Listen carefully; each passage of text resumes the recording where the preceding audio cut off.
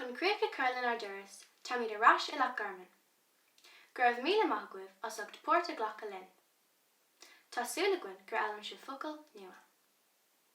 Beidir gur cúla tú focail atá fós an úsáid san átain a bhfuil tú.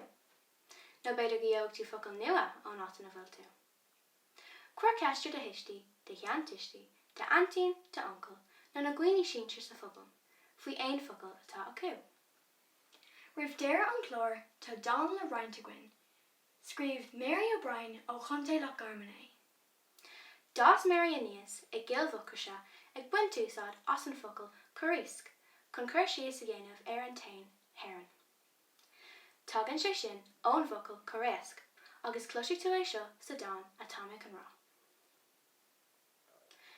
Faoi Ceilt le Mary O'Brien. HÉireann is a déir tú, ag sin na mera le taobheile na hau. Rihann sé lom gur anam é sin nar cúlas riamh, leitheanta na Ghaeilge san éireascairt. Come quick, siad a chorisc ag léach mé han mháthair.